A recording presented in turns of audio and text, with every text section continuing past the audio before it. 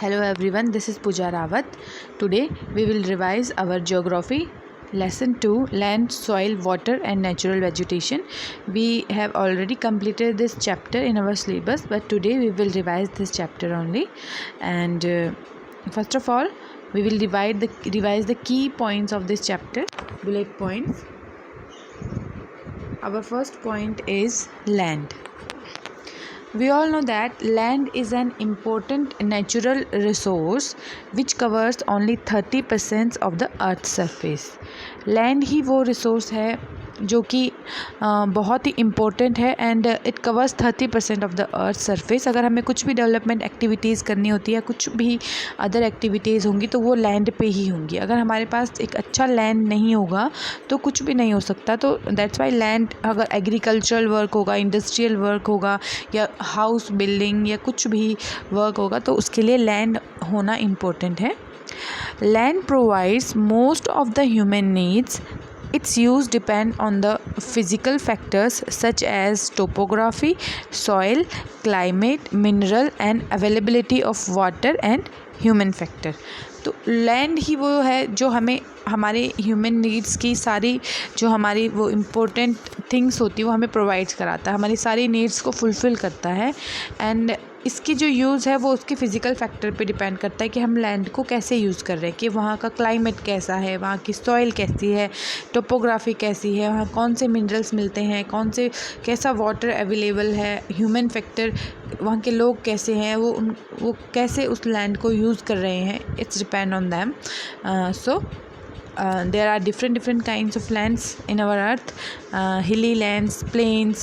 So soil भी अलग अलग टाइप की होती है, हमने पढ़ा था लास्ट चैप्टर में टाइप्स ऑफ सॉइल्स. तो कैसा वहाँ का एनवायरनमेंट है, वेदर है. So it's depend on all these factor कि हम लैंड को कैसे यूज़ कर रहे हैं. If the soil is fertile then we can use it for our agriculture work. If the soil is not fertile then we can use it for industrial work. If there is some kind of minerals are available there then we can put our industries there also. Our next point is, due to the excessive use of land for agriculture and constructional activities, major problem of land degradation, landslide, soil erosion etc. arise.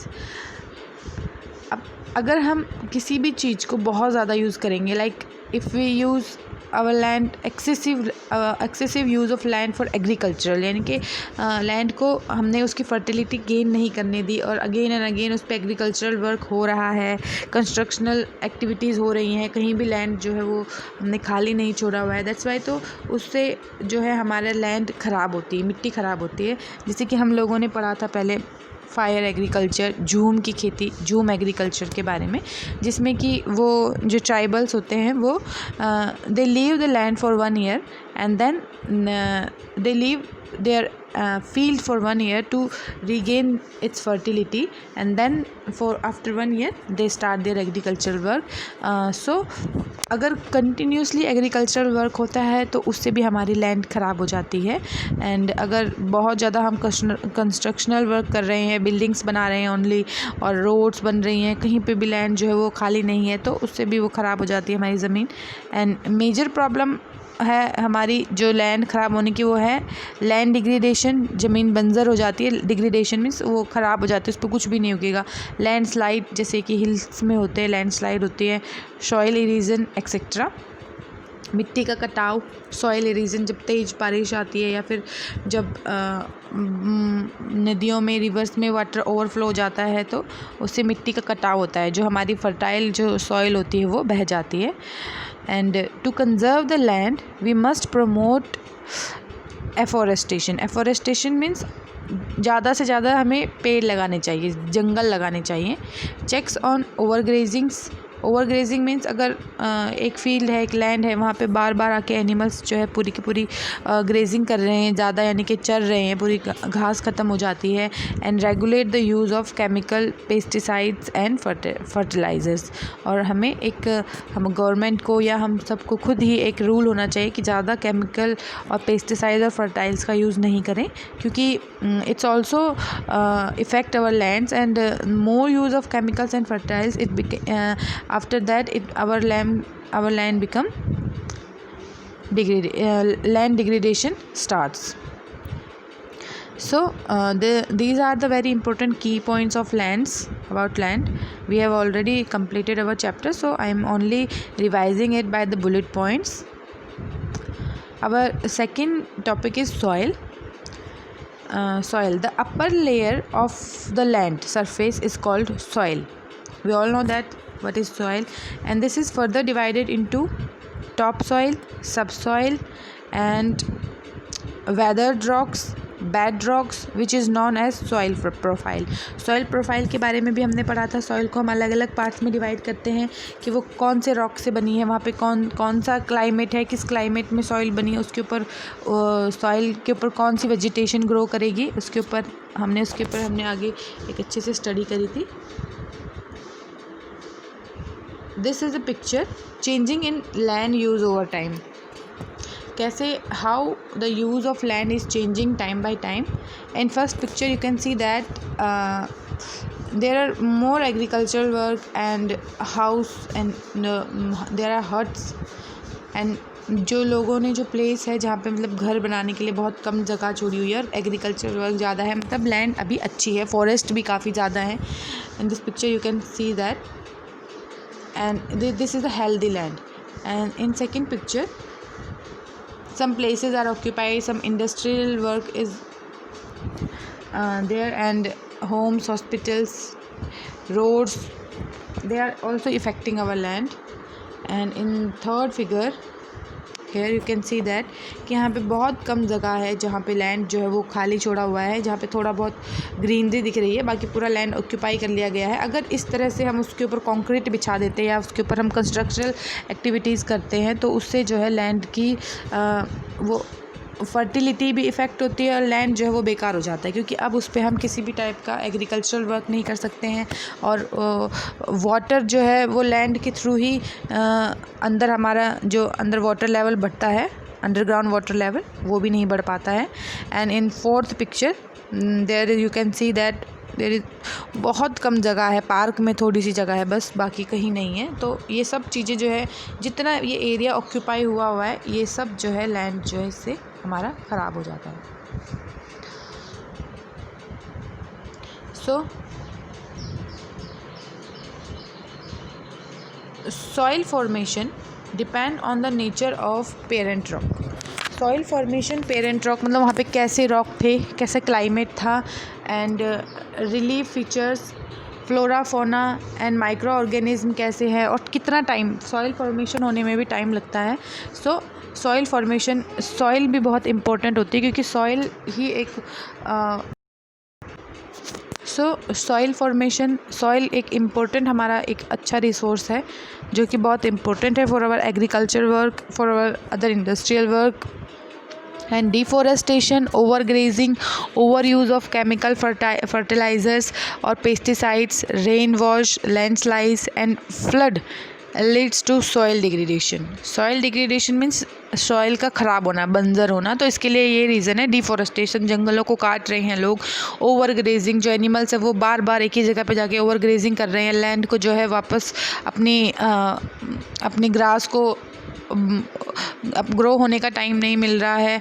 And over use of chemical fertilizers, pesticides, rain wash, landslides, flood, बाढ़ आ जाती है, leads to soil degradation.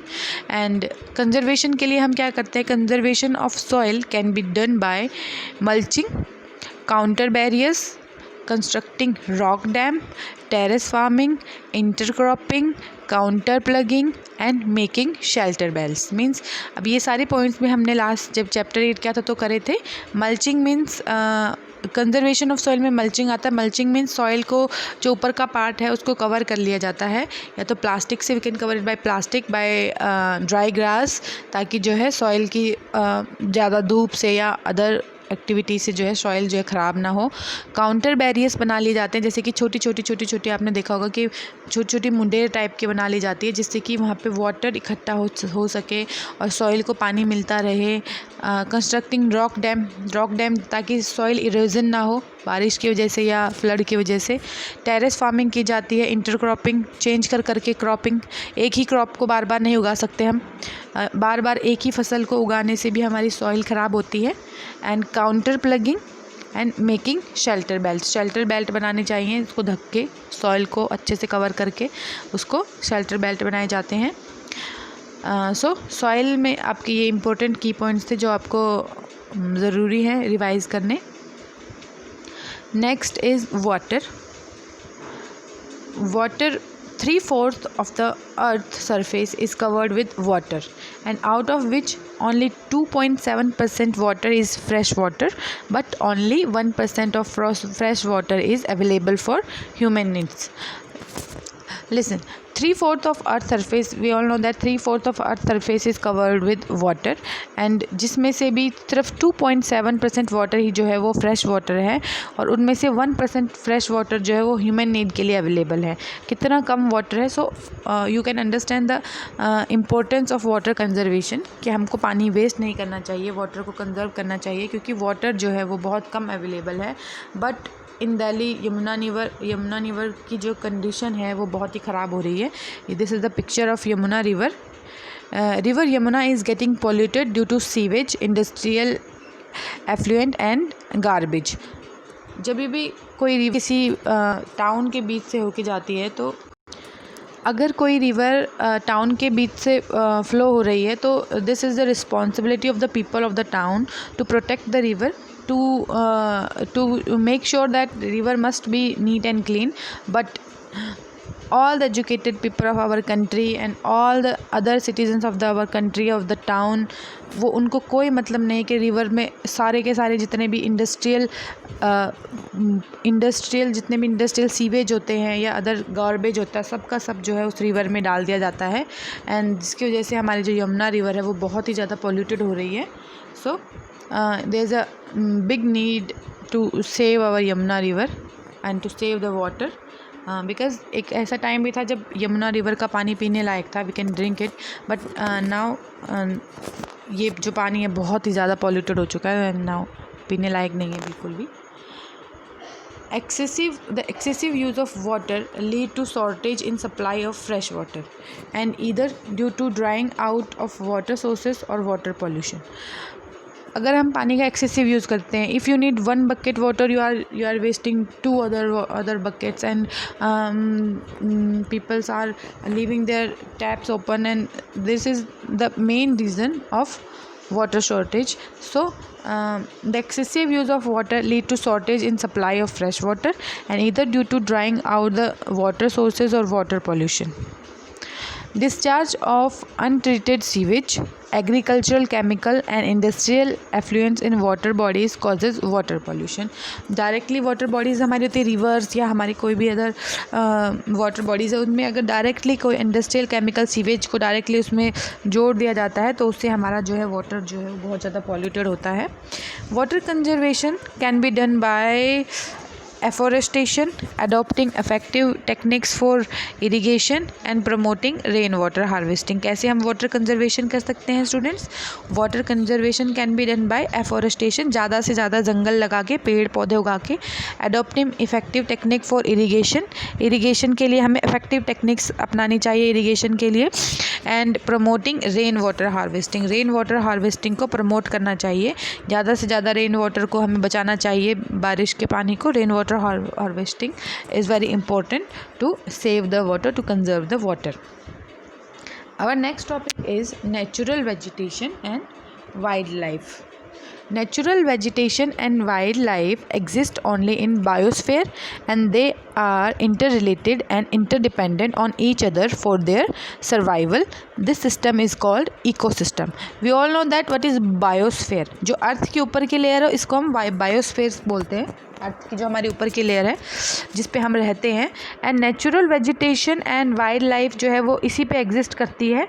And natural vegetation और wild life दोनों inter related और interdependent, एक दूसरे पे डिपेंड भी करते हैं और एक दूसरे से रिलेटेड भी हैं ऑन ईच अदर। एंड अगर उन दोनों ही एक दूसरे के लिए ज़रूरी है, इकोसिस्टम के लिए ज़रूरी है, हमारे सर्वाइवल के लिए भी ज़रूरी है। Natural vegetation and wildlife both are valuable resource, बहुत ही वैल्यूएबल रिसोर्सेज है। लाइक नेचुरल वेजिटेशन जो है, जैसे कि हमारे फॉरेस्ट हैं, या यहाँ से हमें बहुत सारी चीज़ें प्रोवाइड होती है। फॉरेस्ट से हमें फ्रूट्स प्रोवाइड होते हैं, हमें टिम्बर प्रोवाइड होते हैं, कोयला प्रोवाइड होता है, यानी कि हमें मेडिसिन प्रोवाइड्स होते हैं, हमारे एनिमल्स बहुत ज़्यादा यूज़फुल होते हैं। So natural vegetation is very important और इंटरडिपेंडेंट भी है। जितने ज़्यादा फॉरेस्ट होंगे उतना ही ज़्यादा पानी भी सेव होगा, वाटर सेव होगा, क्योंकि उससे जो है सॉइल भी अच्छी रहेगी, सॉइल इरोजन कम होगा, और इसलिए ये बहुत ही इंपॉर्टेंट है। This is a picture of. और अगर हमको नेचुरल वेजिटेशन को और वाइल्ड लाइफ को कंजर्व करना है तो उसके लिए हम नेशनल पार्क्स बनाते हैं। This is a herd of elephant in Kaziranga national park. National parks इसीलिए होते हैं ताकि फॉरेस्ट को और जो हमारे वाइल्ड लाइफ सेंचुरीज़ बनाई जाती हैं जिससे कि हम इनको सेव कर सकें। So they are not only useful for us but they also help in maintaining balance in the nature. अगर नेचर का बैलेंस बना के रखना है, so we have to conserve both natural vegetation and wildlife also. But human activities are destroying this relationship, and they are totally destroying the relationship between natural vegetation and wildlife. They are killing the animals. These are the main causes of this. And natural vegetation and wildlife both are valuable resources for human beings, and they are not only useful for us but they also help in maintaining balance in the nature. अगर nature का balance बना के रखना है, climate जैसे कि हम देख रहे हैं क्लाइमेट चेंजेस आ रहे हैं, ग्लोबल वार्मिंग हो रही है, this is the main cause of it, global warming, जिससे कि हम लोग ज़्यादा से ज़्यादा डिफोरेस्टेशन कर रहे हैं, जंगलों को काट रहे हैं, नए जंगल नहीं लगा रहे हैं, एफोरेस्टेशन नहीं हो रहा है, डिफोरेस्टेशन ज़्यादा हो रहा है। And major vegetation of the ecosystem are forest, grassland, shrubs and tundra. तो मेजर वेजिटेशन हमारी होती है इकोसिस्टम की, फॉरेस्ट हैं, ग्रासलैंड से, ग्रासलैंड्स के बारे में हमने पढ़ा था लास्ट क्लास में, 7th क्लास में। फॉरेस्ट के बारे में भी पढ़ा था, फॉरेस्ट किस तरह से हमारे एनवायरनमेंट को, हमारे अर्थ को बचाते हैं। ग्रासलैंड्स, अलग अलग टाइप के ग्रासलैंड्स होते हैं पूरे वर्ल्ड में। श्रब्स एंड टुंड्रा एक स्पेशल होती है, स्पेशल ग्रास या स्पेशल टाइप के जो हमारे ये वेजिटेशन होती है जो कि बहुत ही ठंडे कूल प्लेसेस में जो ग्रो करती है उसको हम टुंड्रा बोलते हैं। जो हिली एरियाज़ में जैसे हिमालय में ग्रो करती है उसको टुंड्रा बोलते हैं। And due to deforestation, soil erosion, construction activities, forest fires, tsunami, landslides and poaching, many species of vegetation and wildlife have become extinct and many others are on the verge of extinction. देखो, deforestation करना, जंगलों को काटना, जिससे क्या बढ़ता है, soil erosion, मिट्टी का कटाव ज़्यादा होता है, और कंस्ट्रक्शन एक्टिविटीज़ लोग ज़्यादा करते हैं जिससे कि फॉरेस्ट फायर लग जाती है, फॉरेस्ट फायर बढ़ रहा है, सुनामी आ रहे हैं, लैंडस्लाइड होना, and poaching, many species of poaching की वजह से तो बहुत सारी स्पीसीज़ जो है और vegetation and wild life have become extinct, means कई सारी हमारी स्पीसीज़ जो है वाइल्ड लाइफ की वो एक्सटिंक्ट हो चुकी है, यानी कि वो अब लुप्त हो चुकी है, वो अर्थ पे नहीं है। एंड मैनी अदर्स ऐसी भी हैं जो एक्सटिंक्शन के वर्ज पे हैं, ख़त्म होने वाली हैं, जैसे कि हमने पढ़ा था कि लॉयन है, टाइगर हैं, ये जो हैं एक्सटिंक्शन के वर्ज पे हैं, इनको बचाने की ज़रूरत है। But because of the poaching and hunting, लोग जो है इनको मारते हैं because of for their skin, for their tooth etc, and they are killing them. So there is a big need to save our wildlife also, and to maintain the balance of nature, and we can conserve the natural vegetation and wildlife by making national park, wildlife sanctuaries and biosphere reserve. ये सब बनाने से हम अपने अर्थ को, अपनी wild life sanctuary को और अपने नेचुरल वेजिटेशन को बचा सकते हैं। जैसे कि आप लोगों को पता है देहरादून में जो सबसे बड़ा हमारी नेचुरल जो है वाइल्ड लाइफ का जो गार्डन है वो है राजा जी नेशनल पार्क, वो सबसे बड़ा नेशनल पार्क है।